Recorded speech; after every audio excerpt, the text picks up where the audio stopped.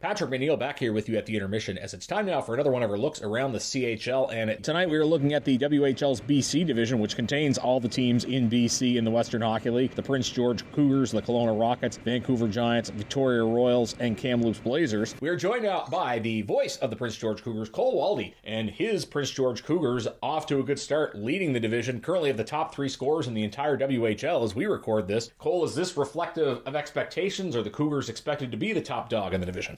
Thanks for having me. I really appreciate it. Nice to be on. I think so. You look at just the teams right now throughout the BC division, there's a lot of turnover. I think the Cougars are maybe the one exception, bringing back a plethora of guys, which is really nice to see. And if you told me, though, that we had the top three scorers in the league, I don't know if I would believe you, but it's pretty cool to see that. It's been a really hot start, no question. 7-3, 10 games in. It was a lot of games to start the year. I think it was a couple 4 and 5s already, and we're only in mid-October. So it's been busy, but really good. It's nice to see the success and the build from last year, too, winning the first playoff round in 16 years and bringing back again a lot of guys. And it's been really fun to watch, and hopefully a glimmer of what we see long term, and hopefully maybe a longer playoff run come March and April. So very good start early on.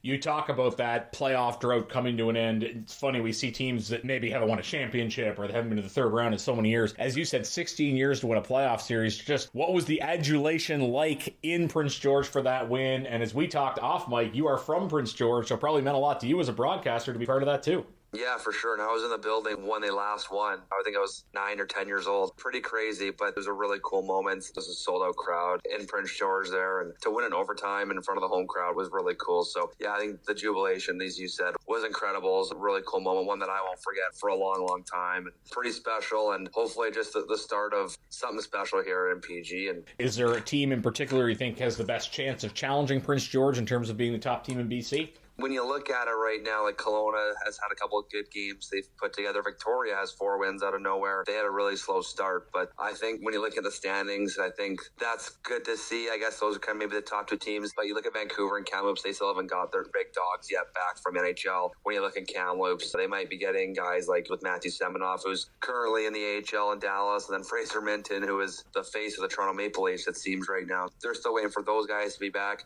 Samuel Honzek's a first rounder from Calgary, plays for the Vancouver Giants. He's actually out with injury right now, so I think still waiting for guys to come back to really see who could, I guess, challenge the Cougars for that top spot. Again, early, right? Like just nearing a month into the season, a lot can change. So honestly, when you look at it right now, I think any team can really put a run together. Who knows if they make trades or what have you. So I would say still up in the air, to be honest with you.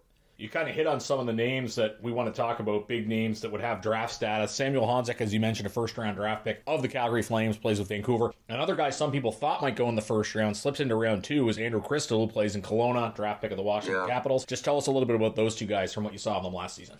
I really like Andrew Cristall. He has so much flash in his game. We saw him a week ago, actually, coming back from Washington, and he's a really good player. I think when you look in terms of goal scoring and what he can do offensively, it's pretty impressive. And as you said, a second-round pick, thought maybe he would find a way in the first round, but just shows how deep that 05 class is. And really talented kid. You talk to coaches and stuff, and sometimes when he has a puck, you tighten up because you think something could happen against you. But really talented guy. I think you look at his offensive abilities, that's what he's really known for. And then a guy like Honzek, we saw a lot of glimpses of him last year, first year in North America coming from Slovakia. And I think when you look at progression from the start to the end of the season, I think he's in that top tier of improvement. And he's a big kid too. I think he's 6'3", 6'4", and can do a lot and can really hurt you in many ways. And you hope he's back soon because he's a fun player to watch and definitely stirs the drink, I think, for Vancouver, not just last year, but this year also. He's going to be a guy that probably won't come off the ice a whole lot. 2 really good players, and hopefully they'll both be playing here pretty soon.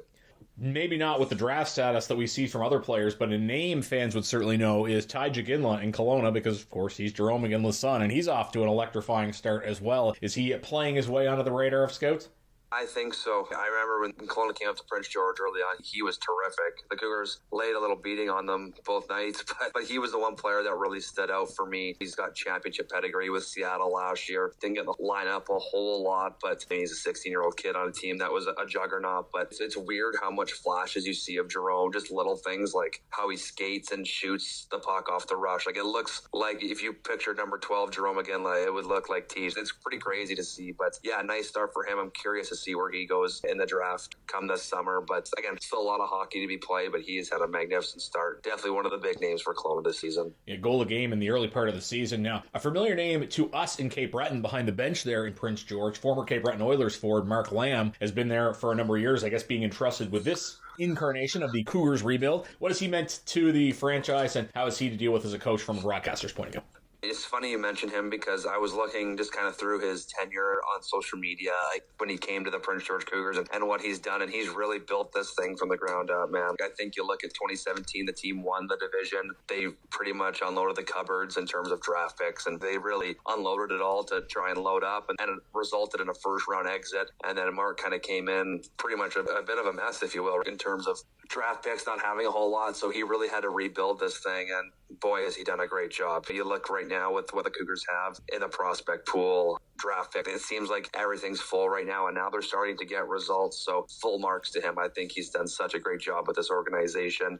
It continues to only get better, which is really good. I think that's what he wanted, is just to develop this organization to be in these types of situations on a year-by-year basis. I think he's done, again, a really great job, and I'm happy for him. I think he's done a really good job, not just with the players, but the people he's brought in. You look throughout his tenure, like Jason Smith, the former captain of the Edmonton Oilers, was an assistant coach here before he got a chance in the American Hockey League. Now we have Jim Playfair here, who is a longtime NHL coach. So I think he's just done nothing but good for this organization. And it's tough, right? Being a head coach and GM. He came in just as the GM, but now taking the coaching duty. It's a tough job, and I think he's really done a fantastic job with this organization. That's all for part one of our look at the WHL's BC division. We'll have part two tomorrow night. You're listening to the intermission of Celtic Kubota, Cape Breton Eagles Hockey, 1270 CJCB. I think people, even in the QMJHL, were noticing the size of the trades that the Kamloops Blazers were making last year as they hosted the Memorial Cup. They were certainly pushing all their chips in. I don't want to say ugly, but how does the rebuild look for them going forward, given that they parted ways with so many assets? That was a big trade, Zellweger and Hofer. We haven't played them yet, but just from watching online, it's a very young team, which is exciting, though, I think, for Kamloops. It seems like they got a pretty good depth of prospects, but again, their team's just so young. So early on, it looks like somewhat of a rebuild stage with a 1-6-2 record. But they do bring back Dylan Ernst, who backboned their team to the Memorial Cup, and he's obviously a big piece. Still waiting to see if they'll bring back some of their NHL players. But I think from the outside looking in, it's probably stage one of this kind of rebuild phase, because Kamloops was on a tear there. I think they won the Division 4 consecutive seasons. So that's just kind of the structure in junior hockey when you have to go through that rebuild type of stage. And it seems like they're probably making their way into there, but I guess we'll see what happens throughout the remainder of the season. And I've always observed that maybe it takes a little bit longer on the WHL to do it because you're drafting the players a little bit younger. So there's a little bit of a wait for a payoff when it comes to that. You talked about Victoria stringing together some wins. They were last year. Is that a team that's on the rise? And I know you've only been in the Cougars job for a couple of years. How unique is going there to play games because you have to take the boat and whatnot? Probably unique in the WHL in terms of travel. For sure. And it's interesting. So Victoria made a trade at the start of the year, trading, in my opinion, their two best players to Moose Jaw and Brave Sherman and Kalen Parker. And since then, I think they've won 4 of their last 6 games. So pretty interesting on that front. We'll see how it shapes up over there in Victoria. And in my opinion, it's probably my favorite place to travel to on the road. It's a very unique spot. Just getting to go on the ferry and getting the chance just to be on Vancouver Island is always a pretty unique spot. And I love it there. From the rink to the city to the people to the views of the place, it is really, I'd say, top tier spots. And then you look at in terms of their play so far, it's been pretty good. 9 games in, they're 4-5 and second in the BC division. We'll see if they're able to keep that up over the course of the 68-game schedule. Since you're a Prince George guy, we should talk about Riley Heidt because he's a second-round draft pick in the NHL as well. I wanted to focus in a little bit more on him because obviously you get a chance to see him a lot, drafted by Minnesota. I think everyone sees the type of player he is. He's such a leader, too. Just kind of breathes it seems like, just how he operates. And what a player. He's nearing shattering Cougar records already, and he's only 18 years old. Think about how good of a player he is and the stuff he can do offensively, but it's stuff on the way from the puck that he's getting a lot better at. And I think Minnesota was able to see that, getting him in the second round. And I know from the camps that Riley was at, development camp and the main camp, they were really impressed. Actually got to play in a preseason game, had 2 assists in that game. So, yeah, I think he kind of exemplifies what it means to be a Prince George Cougar. And he's got the opportunity to play here at 15 during the COVID year, which was pretty interesting. As a kid, he's fantastic. He's great to deal with. He's definitely a huge part to this team's success, and excited to see what he can do throughout the remainder of this year. And who knows, this could be the last year of Riley Heidt. Maybe he gets a chance at the AHL next year. So definitely from a broadcaster perspective, you got to soak in what may be the last season of him. Selfishly, you hope he comes back next year. That is the dilemma we all face as junior hockey employees and fans, rooting for success, but at the same time, well, we would like to have you back. Yeah, exactly. You and I have interesting parallels because we're literally at the opposite end of the country, both commentators who grew up watching the teams we work for, both teams that are probably associated with heavy travel. What is it like being on the road with the Cougars? Is the travel schedule noticeably worse than other teams in the league?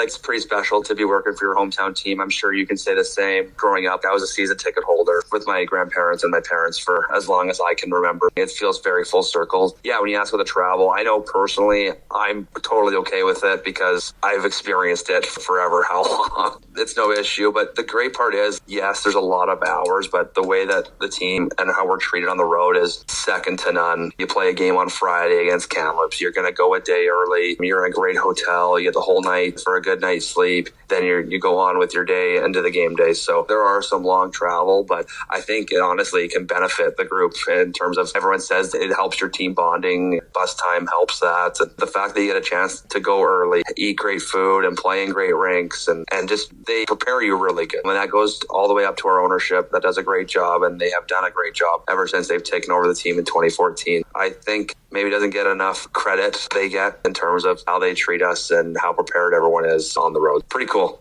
Parallels I can relate to for sure. Can't complain about the quality of food or hotels on the road. The hours do add up, and they do their best to make them enjoyable. Great insight on a lot of things going on off and on the ice regarding teams in the WHL BC division, kind of focusing a little bit more on your team because they are on the top of the division. Thanks for this, Cole, and best of luck the rest of the year. Thank you for having me. Really appreciate it. That is Cole Waldie. He is the voice of the Prince George Cougars joining us at the intermission. You're listening to Celtic Kubota, Cape Breton Eagles Hockey, 1270 CJCB.